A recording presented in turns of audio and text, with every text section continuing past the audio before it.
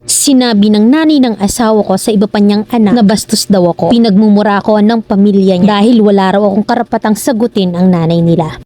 Nabuntis ako ng isang lalaking laking Maynila. Dahil nga buntis ako, inuwi ko siya sa lugar namin sa probinsya. Pero nung nanganak na ako, naisipan na rin namin bumalik dito sa Manila. Pero dahil wala pang apartment na available no, kaya nauna siyang lumuwas no. Sabi ko gusto ko muna na maging okay ang lahat bago kami sumunod ng anak niya. Kasi sinabi ko talaga sa kanya nang gusto ko yung nakabukod talaga kami. Kaso gusto daw niyang isama ang nanay niya. Kasi wala naman daw ibang matitirahan. Pumayag naman ako kasi nga pamilya niya yon. Okay naman ang lahat nung una. Mabait ang nanay niya kaso nga lahat ng nakikita niya sa loob ng bahay ng mga galaw ko, sinasabi niya sa iba. Pati yung pag-aaway naming mag-asawa ay kinakalat niya. Ang sakit para sa akin na ang sinasabihan niya pa ay ang pamilya ko. Kaya ang balita sa akin ng pamilya ko ay chinichismis nga ako ng binan ko. Para akong ewan that time. Pakiramdam ko hindi na kami magiging okay sa loob ng bahay. Sinabi ko yon sa asawa ko pero dinadman niya lang ako kaya nanahimik na lang ako. Hanggang sanay na ako na kung ano-anong masasakit na salita ang sinasabi niya sa ibang tao tungkol sa akin. Na ni minsan ay hindi ko siya kinokompronta doon kasi nirerespeto ko siya. Isang araw ay nagkaroon ng bisita ang asawa ko. Umabot ng 2 AM ang pag-iinuman at narinig ko na naglalaro sila ng online. Narinig ko rin na habang naglalaro ay may kausap silang babae. Nagalit ako kasi nakailang sabi na ako na tama na at naghahanap na ng tatay ang anak namin. Na umabot na sa puntong naikot na sa kusina ang anak namin. Kasi nga gustong makita yung tatay niya. Pero hindi pa rin siya natigil at nagalit na ako. Nagsalita na rin ako ng kung ano-ano. Binunot ko na rin ang wifi no. Pero tong nanay niya kinabit ulit. Hanggang sa kung ano-ano na rin ang sinabi sa akin ng asawa ko sa tropa niya. Nabaliw daw ako na kaya ako ganun ay kulang-kulang daw ako. Hanggang sa sumagot na rin ang nanay niya na hindi daw sila ganun ng tatay-tatayan ng asawa ko. Para akong naalimpungatan sa pagiging maldita. Na napasagot ako ng kaya pala. Hanggang sa nagkasagutan na rin kami ng nanay ng asawa ko. Na ang sabi pa na talaga namang hindi kami ganun. E nung magjowa pa nga lang kami ng asawa ko ay halos magpatayan na ang mga anak niya. Hinahabol ng kutsilyo ng asa-asawa. Alam kong mali na sumagot ako noon. Kaso parang lahat ng galit ko ay napukaw na. Kasi ni minsan hindi mo lang pinagsabihan ng asawa ko ang nanay niya. Nung narinig ako ng asawa ko na sinasagot ang nanay niya, sinabihan niya ako na maghiwalay na kami. Pero kinaumagahan ay sinusuyo ko yung asawa ko at nagsusorry ako ng walang dahilan. Kasi naawa ko sa anak namin na ayokong lumaki nang hindi kami buo. Kagaya ng pamilya ko. Pero ayaw niyang talaga. Pero itong nanay ng asawa ko, kinalat sa iba pa niyang anak na bastos daw ako. Kaya pinagmumura ako ng pamilya niya. Na wala raw akong karapatan na sagutin ng nanay nila to the point na hindi nila alam yung danas ko. Yung nararanasan ko dahil nakabukod sila. Nakiusap nga lang ang asawa ko na isama namin sa bahay ang nanay nila na pinagsisisihan ko. Hanggang sa tuluyan na nga kami naghiwalay na umabot rin ng 1 buwan pero sinuyo niya rin ako. Lumuhod siya sa akin at humingi ng pasensya dahil hindi siya nagpakaasawa sa akin. At sabi niya aalis na rin naman daw ang nanay niya. Pinatawad ko siya kasi deserved naman niya yon. At bumalik nga kami mag-ina sa bahay pero nandun pa rin ang nanay at ang kapatid niya. Ano ba yung dapat kong gawin? Sobrang mahal ko yung asawa ko. Sobrang gusto ko na mabuo kami. Letter sender, Irish ng Paranaque.